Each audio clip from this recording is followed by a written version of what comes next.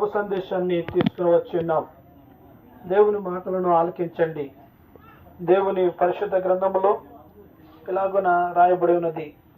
అది ఏమనగా, యేసు క్రీస్తు వారు అందరికీ ఉపకారి అని దేవుని గ్రంథము సాక్ష్యం ఇస్తూ ఉన్నది.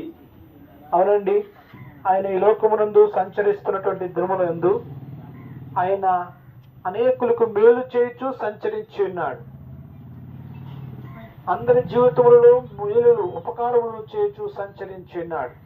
ఆ పవిత్రాత్మల చేత బాధింపబడుతున్న వారిని సైతము విడిపించి ఉన్నారు. ఇలాగున ఆయన అందరి జీవితంలో మేలును కలుగు చేసేటువంటి వాడు. మరి ఈ రోజున మన జీవితంలో ఏ మేలు చేస్తున్నాడు అని మీలో ఎవరైనా అనుకున్నట్లయితే, ఆయన చేసిన ఒక మహా గొప్ప ఉపకారం ఒకటి ఉన్నది. దానిని మీరు పరిశీలన చేయండి. అదేమనగా, దేవుని గ్రంథం ఉంటుంది, మనం అందరమును దేవుడు అనుగ్రహించే మహిమను పొందుకునేటువంటి స్థితిలో ఉన్నామని. కారణం ఏమనగా, నానా విధమైనటువంటి పాపముల చేతను అపరాధముల చేతను మనం అందరమును దేవుడు అనుగ్రహించే మహిమను పొందుకోలేకపోతున్నాం. ఇందులో ఏ భేదము లేదు. అయితే ఇట్లాంటి పరిస్థితుల్లో ఉండగా దేవుడు మనల్ని ఎంతో ప్రేమించాడు. మనల్ని ప్రేమించి మనకు పరలోక రాజ్యాన్ని అనుగ్రహించుట కొరకు, మన పాపముల నుండి మనకు విడుదలను కలుగు చేయుట కొరకు ఈ లోకమునందు ఆయన తన్ను తాను సిలువ మ్రాను మీద అపరాధ పరిహారార్థ బలర్పణగా తన ప్రాణాన్ని అప్పగించి ఉన్నారు. యేసు క్రీస్తు వారు లేఖనముల ప్రకారము మరణించారు, సమాధి చేయబడ్డారు. తిరిగి లేఖనముల ప్రకారం సజీవుడిగా లేచి ఉన్నాడు.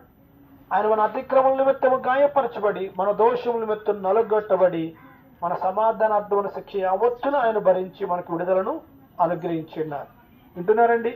ఈ రీతిగా యేసు క్రీస్తు వారు సమస్త మానవులందరి జీవితంలో పాప క్షమాపణ, పరలోక రాజ్యము అనే ఆశీర్వాదాన్ని అనుగ్రహించినారు. ఇదే గొప్ప మేలండి. ఈ లోకములో ఏవేవి ఆశీర్వాదాలు అనుకుంటున్నామో అవి స్థిరమైన ఆశీర్వాదములు కావు.